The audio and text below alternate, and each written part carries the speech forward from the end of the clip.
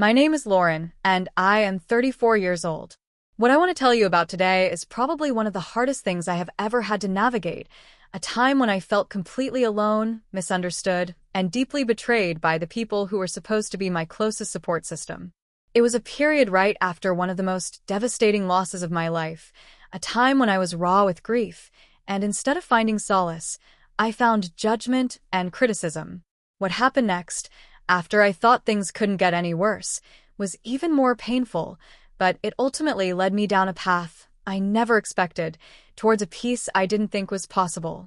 Stick around, because I am going to tell you the full, raw, and honest story of how I lost my peace, how my own partner criticized my grief, and how I eventually fought to get my inner peace back. Before I dive in, I would love to know where you are listening from. Drop your location in the comments below. And if you have ever felt like your feelings were invalidated or criticized by someone close to you, please hit that like button. It really helps me know I am not alone in sharing these difficult experiences. And if you want to hear more stories like this, make sure you subscribe. The story I am going to share takes place a little over 2 years ago. My father had passed away after a relatively short but brutal illness. He was my rock, my confidant, the person who taught me how to ride a bike, how to change a tire, how to believe in myself even when things were tough. His death left a gaping hole in my life, a void that felt physically painful. The world around me seemed muted, the colors less vibrant, the sounds less clear. Every breath felt heavy, and getting out of bed in the morning was a monumental task. Grief consumed me. It wasn't a linear process, not a neat 5 stages you tick off like a checklist. It was a messy, chaotic, unpredictable wave that crashed over me at random moments, sometimes leaving me breathless on the shore, sometimes dragging me under into the cold depths of despair. I had been in a relationship with David for 5 years at that point. We lived together. I thought we were building a future. He had been there during my father's illness, offering practical support, driving me to hospital appointments, bringing me food. I thought he understood, that he saw the depth of my pain. My mother, well, our relationship had always been complicated.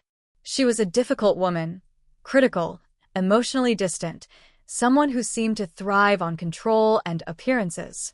My father had often been the buffer, the mediator, the one who smoothed over the rough edges between my mother and me, and between my mother and the rest of the world, frankly. Without him, that buffer was gone, and the dynamic shifted immediately, becoming sharper, more fraught. In the initial weeks after the funeral, I was in a daze. People were around, friends, family bringing casseroles, offering condolences, sharing memories of my father.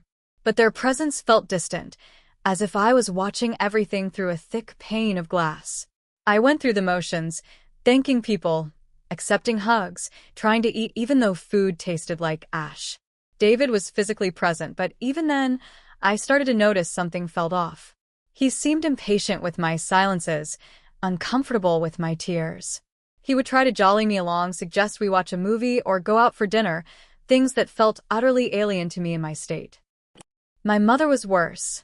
Instead of grieving herself or supporting me, she seemed focused on logistics and maintaining a stoic facade.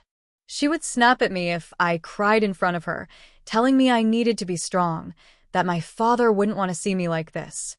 She obsessed over details of the estate, who got what, how much money there was. It felt crass, disrespectful to my father's memory, but confronting her felt like trying to push a wall over. One evening, about a month after my father passed, I was sitting on the sofa, tears silently streaming down my face as I looked through an old photo album of him. David came in from the kitchen, saw me, and his face hardened slightly. "Still crying, Lauren?" he asked, his tone lacking sympathy. I flinched. "I miss him, David. It hurts." "I know you do," he said, sighing heavily as he sat down across from me, not beside me.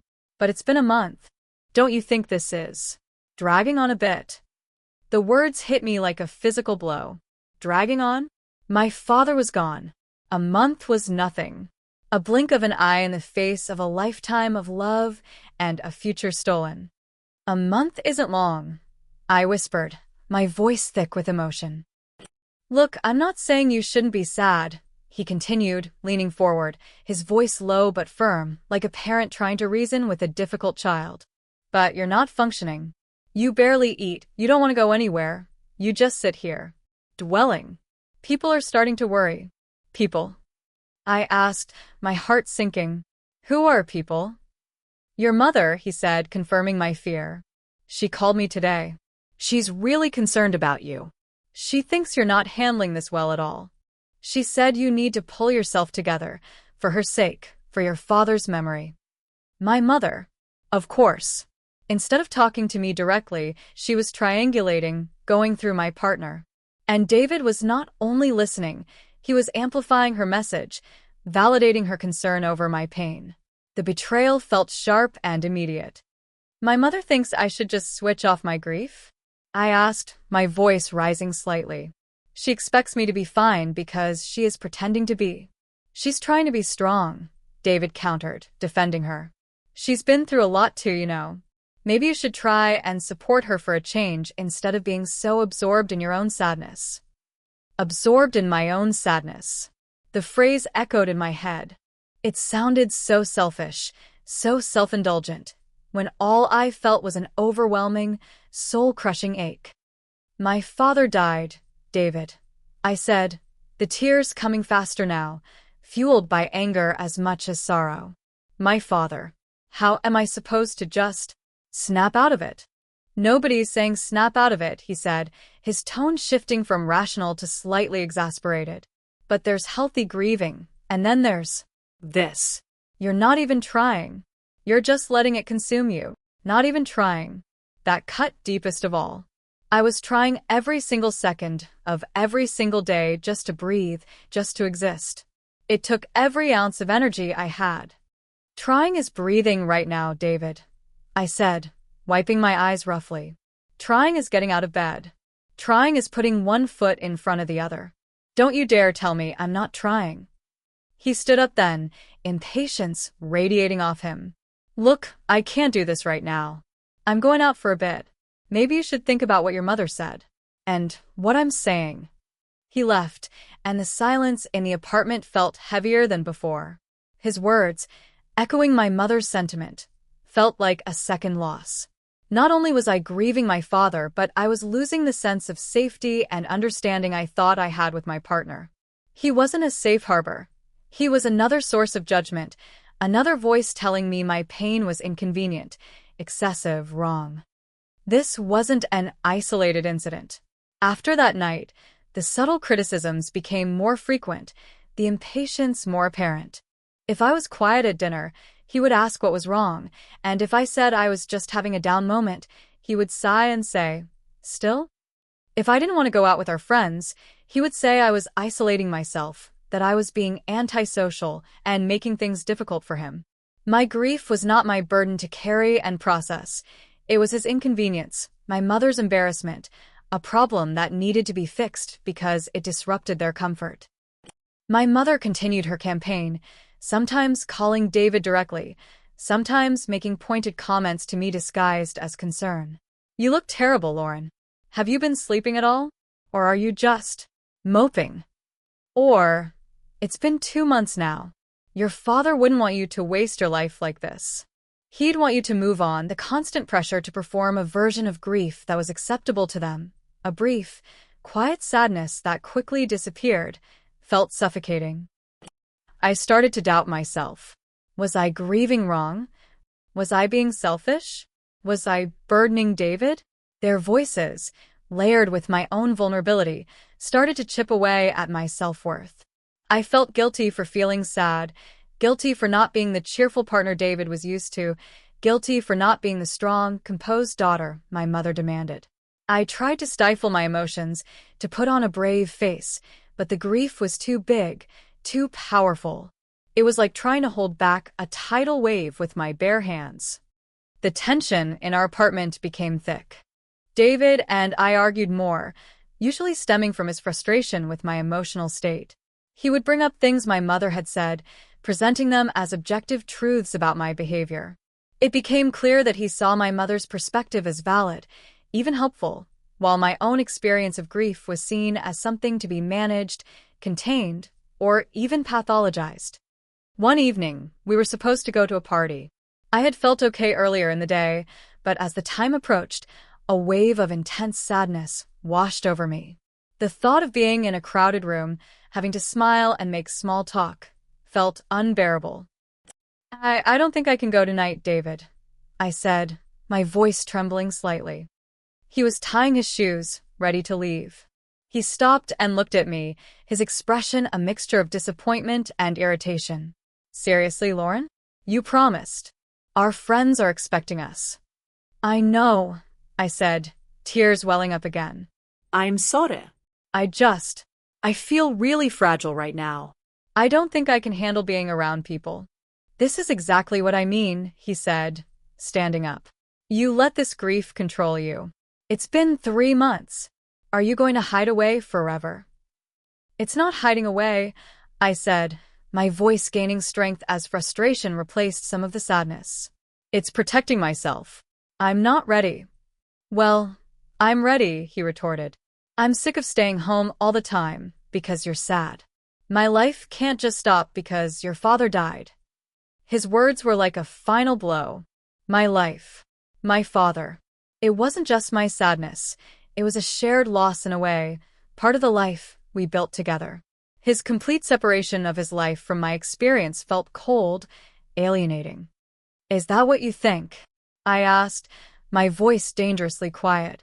You think this is just about my sadness? That it doesn't affect us? It affects me because you make it affect me, he snapped, throwing his hands up. You bring this dark cloud everywhere. You're not the person I fell in love with anymore. That was the moment. That was the line. I'm not the person I fell in love with anymore, of course, I wasn't.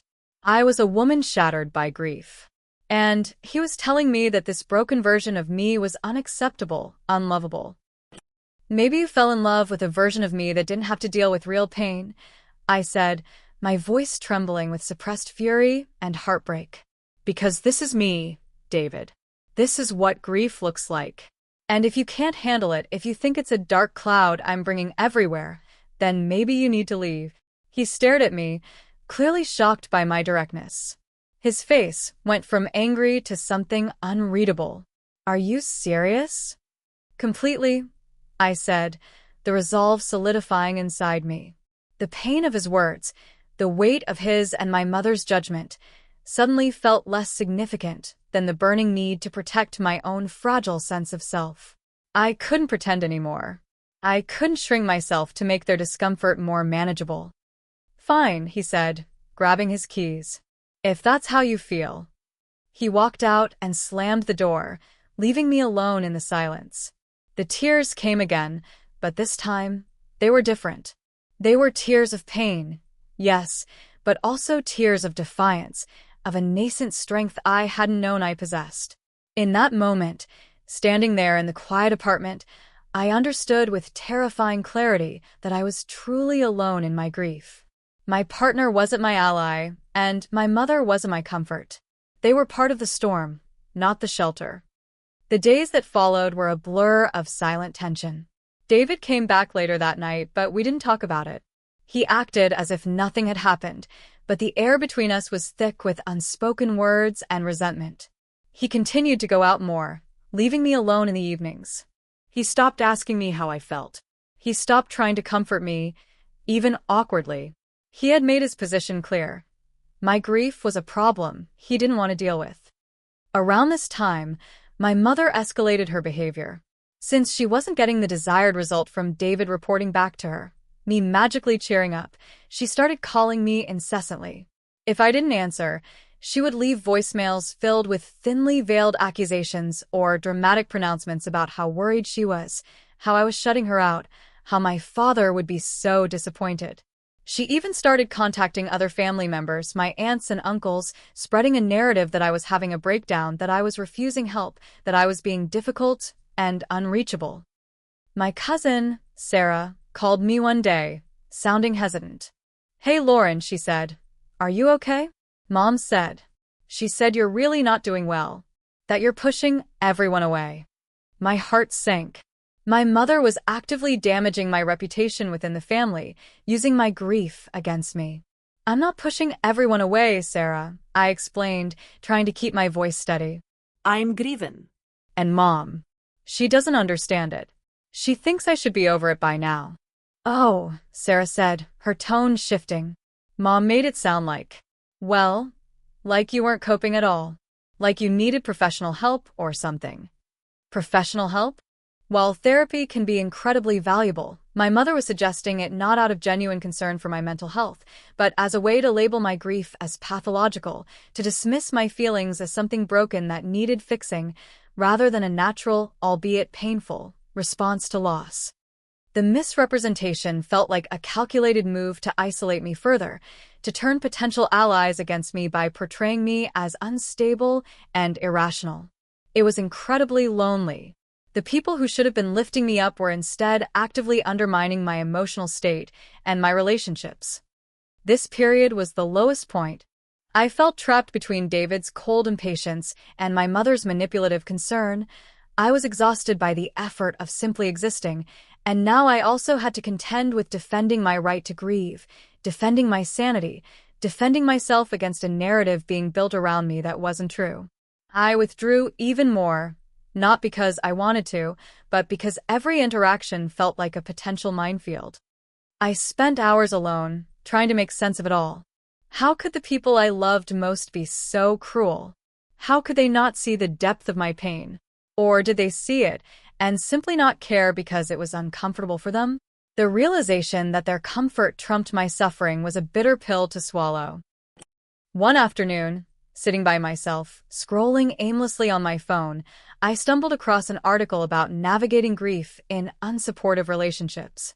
It talked about the importance of validating your own feelings when others won't, the need to set boundaries, and the reality that sometimes the people you expect support from are incapable of giving it. It felt like a lifeline. It told me I wasn't crazy for feeling the way I did, and that the problem wasn't me or my grief. It was the lack of empathy and understanding from others. This article was the first crack in the wall of self-doubt their criticism had built around me. It reminded me that my grief was valid, my pain was real, and I had a right to feel it without apology or a timeline. It planted a seed of defiance. Why was I letting them dictate how I should feel? Why was I contorting myself into knots trying to gain their approval or understanding when they were clearly unwilling or unable to offer it? I started reading more about grief, about healthy relationships, about emotional manipulation and boundary setting. The more I read, the clearer the picture became. My mother had always been controlling and manipulative. My father's presence had just softened the impact. And David, perhaps influenced by my mother, perhaps just lacking the emotional depth or willingness to tolerate discomfort, had chosen to align with her perspective rather than stand by me. Armed with this new perspective, I started to shift. The shift wasn't immediate, but it was steady. I stopped trying to explain myself to David. I stopped trying to justify my feelings to my mother. When David made a dismissive comment about my mood, instead of trying to defend myself, I would simply say, "That's not helpful," or "I'm not going to discuss my grief with you if you're going to be judgmental." His reaction was usually surprise, followed by irritation, but I held firm. With my mother, I started letting her calls go to voicemail more often. When I did talk to her, I kept the conversations brief and superficial. If she started in on her usual criticisms or passive-aggressive remarks about my state, I would calmly say, "Mom, I'm not going to talk about this right now," or "I understand you're concerned, but I'm handling things," and if she persisted, I would politely but firmly end the call. This change in my behavior confused and angered them. They were used to me trying to appease them, to win their approval. My newfound refusal to engage in their dynamic felt like a challenge. David became more distant, spending even less time at home. My mother increased her calls and texts, sometimes bordering on harassing, demanding to know why I was treating her this way, saying I was being cruel and ungrateful after everything she had done for me, a common refrain. The tension built towards another inevitable confrontation, this time initiated by David. He came home late one evening, found me reading in the living room, and sat down heavily on the opposite sofa, mirroring the distance that had grown between us. "We need to talk, Lauren," he said, his voice flat. "Okay," I replied, closing my book, my heart pounding, but my resolve steady. "I don't know what's going on with you," he started, his tone accusatory. "You've changed. You're cold, distant. You barely talk to me." "I'm grieving, David," I said simply. "And I'm also dealing with the fact that you haven't been supportive. You've been critical and impatient." "I haven't been critical," he protested, sitting up straighter. "I've been trying to help you. Your mother is worried sick, and so am I. By telling me my grief is dragging on?" I challenged, my voice rising slightly. "By saying I'm absorbed in my own sadness? By telling me I'm a dark cloud and not the person you fell in love with?" The words spilled out, the pain and resentment I had held onto for months finding a voice. "That's not support, David. That's judgment. That's telling me my feelings are wrong." He looked momentarily taken aback. Perhaps hearing his words thrown back at him made him see them differently, or perhaps he was just surprised by my directness. "I didn't mean it like that," he mumbled, though his expression didn't convey much remorse. "How else was I supposed to take it?" I asked, leaning forward. "When I was at my lowest, you echoed my mother's criticisms. You made me feel like a burden. You made me feel like I was grieving wrong, like I was failing at being a sad person in a way that was acceptable to you. Your mother just wants what's best for you," he said, falling back on the familiar defense. "My mother wants me to be the person she wants me to be, regardless of how I actually feel," I countered, my voice firm. "And you went along with it. You didn't stand up for me, David. You didn't even try to understand. You just added to the pressure." The silence that followed was heavy. He didn't deny it. He couldn't. His face was a mask of discomfort, and something that looked a lot like guilt, quickly replaced by defensiveness. "Look, maybe I handled it badly," he conceded, but it felt half-hearted. "But you're not yourself. This isn't fair to me either." "Not fair to you?" I repeated, the injustice of it stinging. "My father died. I am navigating immense pain. And your concern is whether it's fair to you?" This was the crux of it. His focus, and my mother's, had always been on how my grief impacted them, how it disrupted their lives, how it made them feel uncomfortable. It was never truly about supporting me through my experience. I don't know what to say," he said, looking away. "There's nothing to say," I replied, feeling a profound sense of clarity and sadness wash over me. The person I thought I knew, the partner I thought would be there for me through thick and thin, wasn't real, or at least wasn't capable of being that person when I needed him most. The betrayal wasn't just in the criticism. It was in the fundamental lack of empathy and the alignment with the very dynamic that had caused me pain my whole life. I think this isn't working, David," I said, the words coming out slowly but with a quiet certainty. "I need support, understanding, and space to heal. I need someone who sees my pain and doesn't try to minimize it or tell me I'm doing it wrong. And you can't give me that. You've made that very clear." He finally looked back at me, his eyes wide with surprise, then quickly narrowing with anger again. "So, this is it? You're ending things because I didn't grieve the way you wanted me to?" "I'm ending things because you criticized my grief, because you prioritized your comfort and my mother's opinion over my feelings, and because I deserve to be with someone who can handle the reality of life and loss with empathy," I stated, standing up. My legs felt shaky, but my voice was steady. "This isn't just about grief, David. It's about fundamental incompatibility in how we handle difficult emotions and how we support each other." He stood up too, the tension filling the room. "Fine," he said, his voice cold.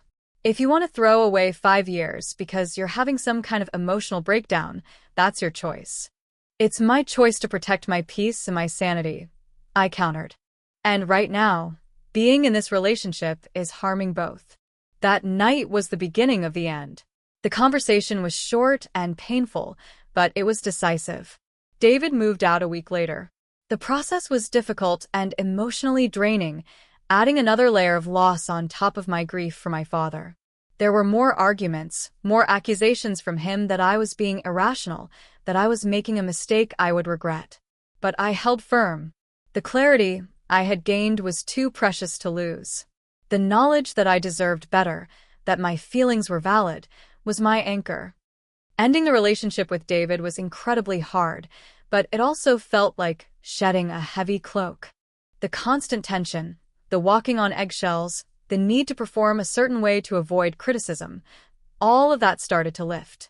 I was still deep in grief, but I was no longer also fighting for validation from the person I shared my life with. Severing ties with David also had an impact on my relationship with my mother. She was furious that I had ended things with him. Convinced that he was a good man who put up with my issues, she saw it as further proof that I was unstable and making bad decisions. Her calls and texts became even more aggressive, demanding explanations, blaming me for everything. This time, however, I was better equipped. I had practiced setting boundaries with David, and I applied those same principles with my mother, but with more firmness. I told her directly, calmly, that I would not discuss David with her, that my relationship was my private business, and that I would not tolerate her criticisms of my choices. "You think you know what's best for me, Mom," I said during one particularly difficult phone call. "But you don't. You haven't made an effort to understand what I'm going through, and your judgment is making things worse. I love you, but I cannot have you actively undermining me and making my life harder." Her reaction was predictable: outrage, denial, emotional blackmail. "How can you say that? After everything I've done? I only want you to be happy. Your father would be appalled at how you're treating me. Using Dad's name to manipulate me isn't fair, Mom," I said, my voice tired but steady. "This isn't about Dad. This is about you refusing to accept my reality and trying to control my life. Until you can treat me with respect and empathy, I need space. I won't be taking your calls for a while." And I hung up.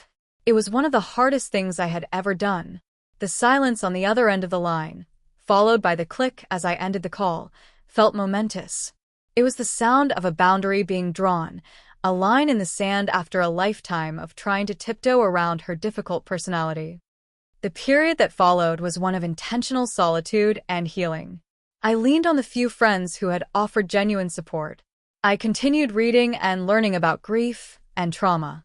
I started seeing a therapist, not because my mother thought I was having a breakdown, but because I recognized that professional support could help me navigate the complex layers of grief, betrayal, and codependency I had experienced.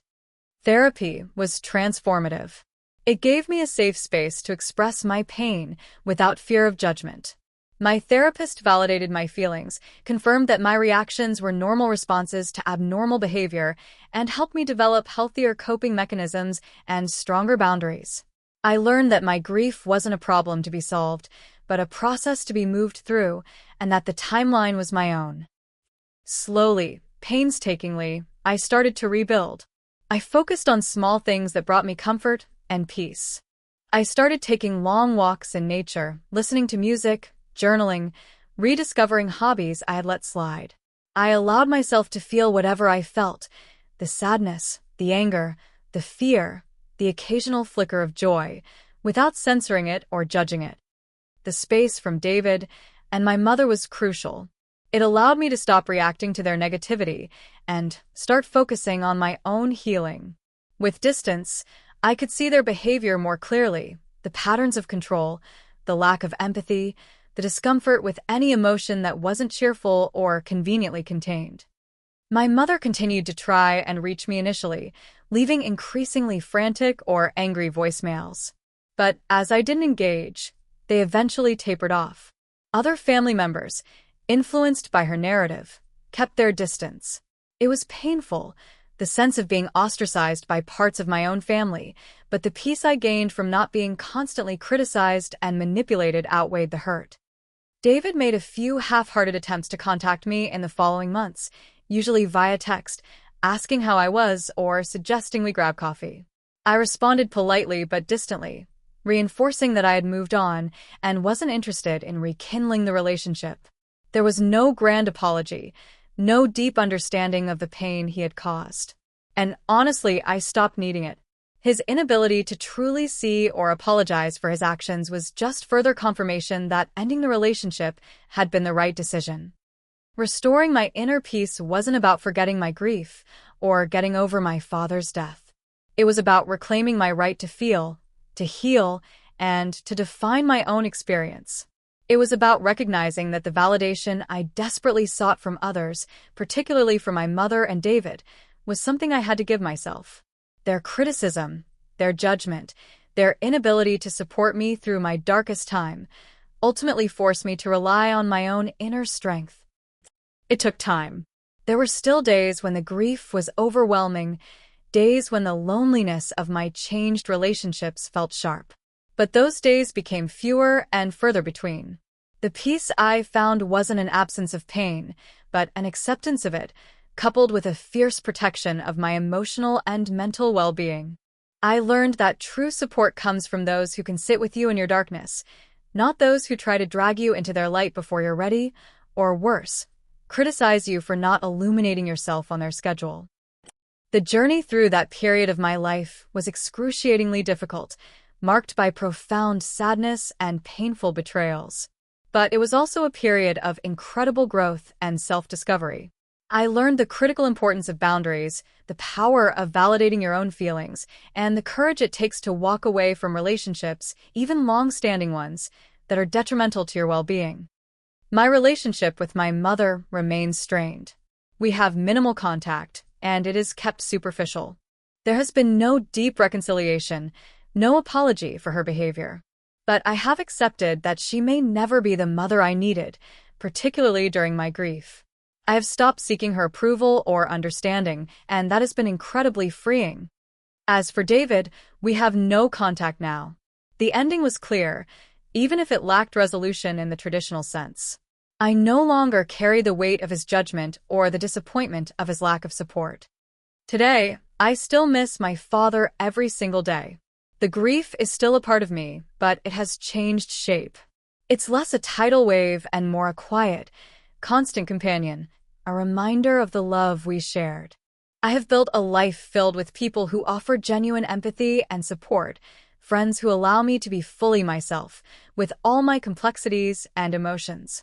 I have found a sense of inner peace that isn't dependent on anyone else's approval or understanding. It comes from within, from knowing that I navigated a terrible storm, protected my own truth, and emerged stronger and more resilient. Thank you for listening to my story. Sharing it is part of my continued healing process. If anything I have said resonated with you, if you have ever had to stand up to family members or a partner who criticized your feelings, or if you have found peace after a difficult situation, please share your experience in the comments below.